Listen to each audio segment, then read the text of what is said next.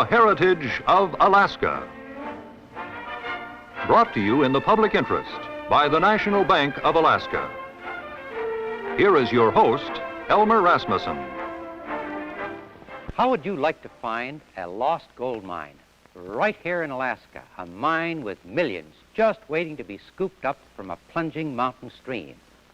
As the story goes, there is such a lost gold mine in southeastern Alaska, and it's called the Lost Rocker, and it has kindled the adventurous spirit of gold seekers for 100 years. The legend of this Lost Rocker mine is told by Bob DeArmond in his new book, The Founding of Juneau.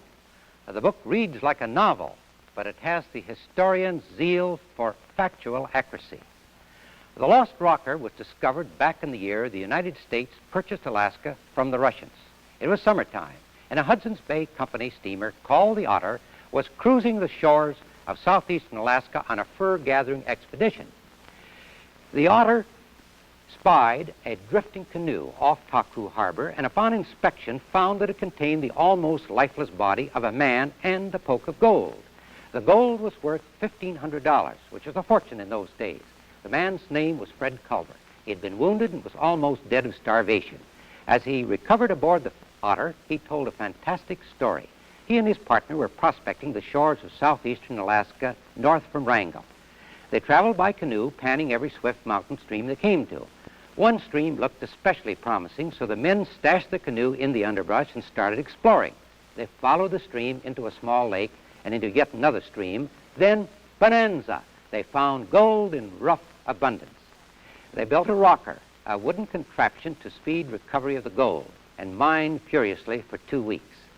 Suddenly, they were attacked by Indians. Fred's partner was killed. Fred was wounded, but with the true legendary presence of mind, he grabbed his poke of gold and he started running, with the Indians in hot pursuit. He made it to the salt water, launched his canoe, and paddled to safety. The Indians had no craft to continue the pursuit. How many days elapsed before Fred Culver was picked up is not recorded by history. The Otter took him to Victoria, B.C., where he told his story and showed his $1,500 in gold. He told his story again in Port Townsend in Washington Territory, where a company was organized to prospect for the mine. Fred Culver and associates sailed north to Alaska aboard a schooner in the spring of 1868. Did they discover the Lost Rocker mine? Well, no. And since that time, the location of the exact stream that spawned that fabulous poke of gold has been the topic of conversation wherever old-timers get together.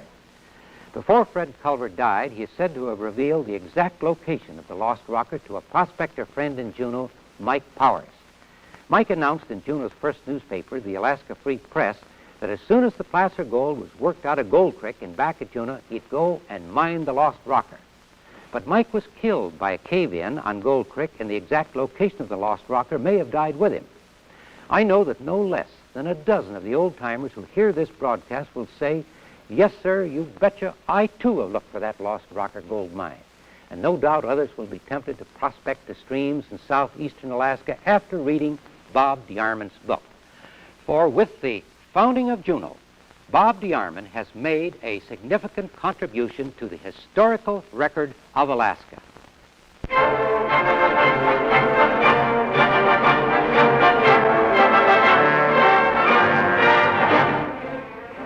The Heritage of Alaska has been brought to you in the public interest by the National Bank of Alaska, your statewide banking institution with 21 locations to serve you. Be with Elmer Rasmussen again next week at this same time when he relates another story in The Heritage of Alaska.